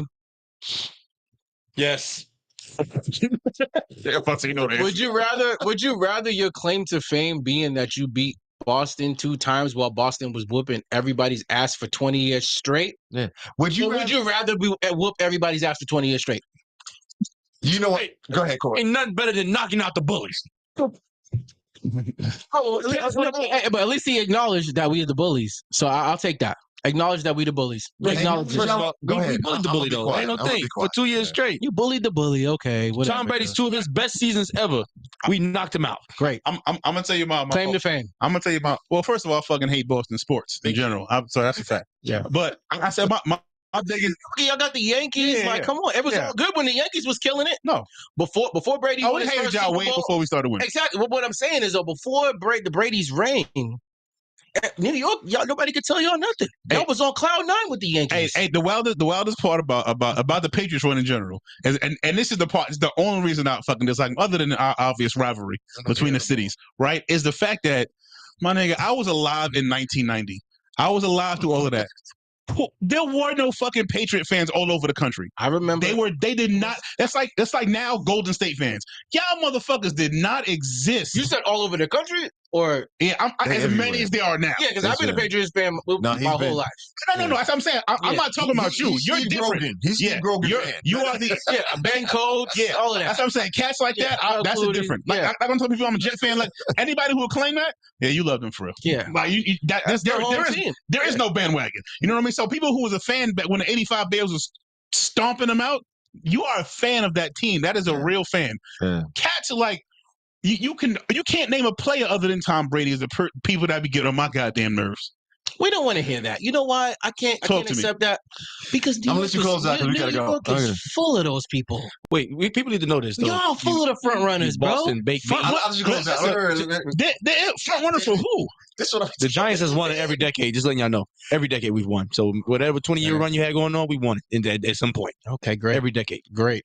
All right, we got to continue. Like there's no Jet. The Patriots won more Super Bowls while I was in high school than the Giants have. We've won it every decade. And we beat y'all. And you know who was on the field every decade? That would have more. Bill Belichick. It was for us. He was either playing for y'all or playing for us. But Bill Belichick can't stand New England right now. Like, I don't understand that What argument. does that have to do with anything, bro? Well, you brought him up. What I'm It saying, wasn't Bill. It was Tom. what I'm saying We all is, know that was Tom. what I'm saying is the fix was in. Tom proved it was Tom. It Bill wasn't Bill. Belichick came from Cleveland before he came to New York, I before know. he went to New I England. know. So what's the argument? The argument is that I blame the that. Giants, that the Bill Giants' Tom. good luck charm is Bill Belichick. That's my argument. All right. Yeah, right. It's Lawrence not buying Taylor. that, Y'all call Can't win without him. Can't win without him. Carl All right, we Banks. got to wrap up. All right, so let's do this. Stack social media for people actually want to hear Ain't nobody more. following me. No, not for I'm gonna get this nigga. or talk about what you did. I don't want to get you shot. You know, Crazy. y'all can follow me on Instagram, Stackanova. I don't talk about none of these all. topics. Yeah. Really, my Instagram, y'all find a lot of funny jokes. Yeah. My travels, I've been traveling the world, last few years. I Yeah, kinda you really been going crazy. took a we step. gotta do part 2, bro. Yeah. Because we didn't even get into that. Yeah, I got some insights with that too, man. Insight. Yo, the boy Stamps is. What? The Patriots will never be good again, bro. I'm sorry. What inside you got? So they used it all up. Yeah, Hey, it's enough. Hey, listen, I ain't gonna lie to you. Take it. See what I'm Yeah, saying? I'm about to say, yeah, you good. You go to 9 Super Bowls in 20 years. Yeah, you good. Come on. Yeah, good. It's Come like on. and if nothing else good ever happens for the Patriots for the rest of their life, You're only good as your You're last good. season. Go to 3 Super Bowl parades in high school, and I only spent 4 years in high school. I seen 2 in high school. Nigga, don't mean shit. Talk that shit. Wait a minute. I got it. impossible. I'm a Giants fan. Like, I feel comfortable because we beat Yeah, y'all you're ass. right. Wait, shut up. That's all y'all Middle do. school and high school. We'll take it. It's been brutal. I know. Any other last words before we get out of here? Hey, no, just thanks for having me on, y'all. Nah, Anytime, listen, appreciate salute, it. Nice to meet all, boys. Well, Respect, nice to meet bro. y'all. Nah, Appreciate you, bro. appreciate it. Yeah, bro. Look forward to coming back. You got anything going on this weekend? You want to say This weekend I'll be at Daddy time. Little Legos right here on Buford Highway. I'll be Okay. there from 7 to 12 on Sunday. Okay. It's a Nigerian spot, but I play open format, everything you want to hear there. So come get something to eat. Got hookah, got drinks. Everything you need. Yeah. That's what I'm All talking about. Court, where you at? What, Wait, this you weekend? doing birthdays? Oh shit, I forgot about that. We gotta go. right. But yes. Yeah. The celebration is popping off. Yeah. All right, we'll It's leave it birthday? there. You tell me, nigga. It's this weekend, right? This weekend. Yeah. All right. We're gonna do the recap. Since All right. we ain't got time because we do gotta go. Got it. Yeah. We're gonna do the recap. Anywhere else you want to share? Let the people know when come see you? Nah. Because you know you got fans. So fuck them. I ain't know that. All right, cool. Fuck them I first. tried. Listen, the people. bullet. I've been trying to get y'all Word to stay. involved, but it's whatever. Will, what about you? Nigga, I'll be in the house. No, you won't. Nah, that's a lie. I was about to say, your household lit too. Hey man, I'm laying low. I ain't gonna lie. I want to go outside, but I seen the weather forecast, and I fucking can't stand the rain, It's bro. rain. The rain's Damn, it's nasty. It's gonna be right It's disgusting. making housework Fucking worse. rain. It's gonna rain every day till Tuesday. No. I was like, I'm good. But I'm gonna be outside anyway. Yes. Wednesday night, Knott's night at Burn Lounge. Not And not. the We gotta check you out. We gotta come check Yeah, you come pull up because you supposed to go too. Yeah. Come through. Yeah, Wednesday night is Knott's night, open format as well. Mhm. Thursday night is ladies' night. We have a great time on Thursdays. Okay. Friday night I will be at I want to say Blaze. I can't remember. God damn it, they ain't paying me enough to remember. That was crazy. I'm just saying. And they never will again. Yeah. I'm not sharing this part of the show. And then Sunday we out Leo season, man. We Caught. Rum Punch Baby. Brunch, man. We making a shout out Drake, a shout out Boom. I will be there. There will be a crew in tow. I might come a little early, just depending on what time y'all getting there, bro. We pull up Yeah, for early. sure. We pull up early, yo. Yeah. Anything else? Oh, shout out to Network King. Shout out Animal House on the sponsorship. We appreciate y'all as well. 92.6 The Mix. Y'all fan base. I'm joining this fan base. Yeah, we got to do that. y'all. Yeah, man. I'm gonna reach out to Isaac, see if you want to come on the show. Damn He's right. about it, man. Goddamn right. Make sure y'all register to vote. Either way, we're gonna deal with that later on, man. Shut up and vote. Okay, so shut up and vote. It's hilarious. So the way we end the show, we do a Oh countdown. shit. We go 3, 2, 1, and we do Super New York, and we like, yeah. Oh, This am I doing? You could just say you could just say Haba. Something like that. Jack, come. So we gotta get out of here. On 3. 3, 2, 1. Yeah.